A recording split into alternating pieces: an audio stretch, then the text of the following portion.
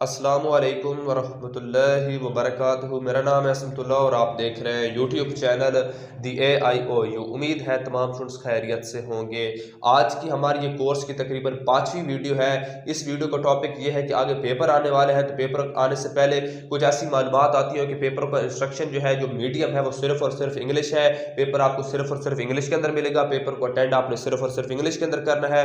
अगर आप उर्दू के अंदर पेपर देते हो तो आप फेल हो जाते हैं। इस हवाले से काफ़ी ज़्यादा जो थ्योरीज हैं वो चलती हैं, तो इसके अंदर कितनी सच्चाई है इस बारे में आज की वीडियो के अंदर आपको इन्फॉर्मेशन दे दी जाएगी। आप लोगों ने क्या करना है, वीडियो को लाइक कर देना है, चैनल सब्सक्राइब कर देना है। कोई सवाल है तो नीचे कमेंट कर दीजिएगा। तो बगैर आपका टाइम वेस्ट करते हुए अपनी वीडियो को शुरू करते हैं। तो अल्लामा इकबाल ओपन यूनिवर्सिटी में कुछ तालिब इल्म जो है वो फास्ट है, वो कहते हैं कि सर जी हमें जल्दी बताएं। तो जल्दी ये है कि पेपर आप उर्दू के अंदर भी दे सकते हैं, पेपर आप इंग्लिश के अंदर भी दे सकते हैं। कोई भी तालिब इल्म इस वजह से फेल नहीं होता कि आपने पेपर उर्दू के अंदर दिया है या इंग्लिश के अंदर दिया है। अगर आप लोगों ने तफसील जानी हो तो तफसील ये है कि शुरू से ही यूनिवर्सिटी का कानून है कि आप सिर्फ इंग्लिश सब्जेक्ट जो है उसका पेपर आप इंग्लिश के अंदर दे सकते हैं।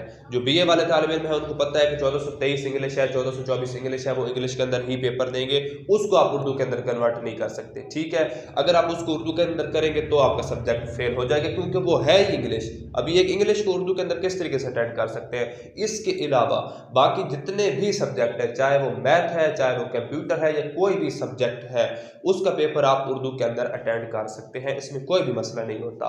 सेकंड थ्योरी ये होती है कि जब आपको क्वेश्चन पेपर मिलता है उसके अंदर सिर्फ सवालात जो है वो सिर्फ इंग्लिश के अंदर दिए होते हैं, तो इसका मतलब ये कि आपने इंग्लिश के अंदर पेपर करना है। तो इसका भी बिल्कुल गलत थ्योरी है। अगर पेपर आपको सिर्फ इंग्लिश के अंदर मिलता है तो फिर भी आप उसको उर्दू के अंदर अटेंड कर सकते हैं, कोई मसला भी नहीं होगा।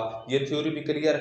नेक्स्ट थ्योरी ये होती है कि ऊपर लिखा होता है मीडियम ऑफ, मेरे ख्याल में मीडियम ऑफ इंस्ट्रक्शन होता है या इंग्लिश ओनली, वहां पर लिखा होता है, ये मुझे याद है कि वहां पर English only, medium of instruction English only लिखा होता है। यानी कि जब आप सुप्रीटेंडेंट से पूछते हैं तो वो कहते हैं कि आपने सिर्फ और सिर्फ पेपर इंग्लिश के अंदर देना है। अगर ऊपर लिखा हो कि ओनली अटेम्प्ट इन इंग्लिश, फिर भी आप उसका पेपर उर्दू के अंदर दे सकते हैं, इसमें कोई मसला भी नहीं होगा। इसके बाद जो अगली थ्योरी है वो ये है कि आपने असाइनमेंट उर्दू के अंदर लिखकर जमा करवाई हो तो पेपर आपने उर्दू के अंदर ही देना है, या अगर आपने असाइनमेंट इंग्लिश के अंदर जमा करवाए तो आपने पेपर भी इंग्लिश के अंदर देना है। ये थ्योरी भी बिल्कुल गलत है। आप पेपर उर्दू के अंदर दें और असाइनमेंट इंग्लिश के अंदर दें, कोई इशू नहीं होगा। असाइनमेंट उर्दू के अंदर दें, पेपर इंग्लिश के अंदर दें, कोई इशू भी नहीं होगा। उम्मीद है मैंने आपको सारी थ्योरीज जो है वो क्लियर कर दी होंगी। मजीद अगर कोई है तो मुझे बता दें। तकरीबन सारी क्लियर हो चुकी हैं। पेपर आप उर्दू के अंदर दे सकते हैं और इससे आप फेल नहीं होंगे। तो उम्मीद वीडियो आपको अच्छी लगी होगी, अपडेट आपको अच्छी लगी होगी। मिलते हैं वीडियो के अंदर, तब तक के लिए मुझे दीजिएगा इजाजत। अल्लाह हाफिज़।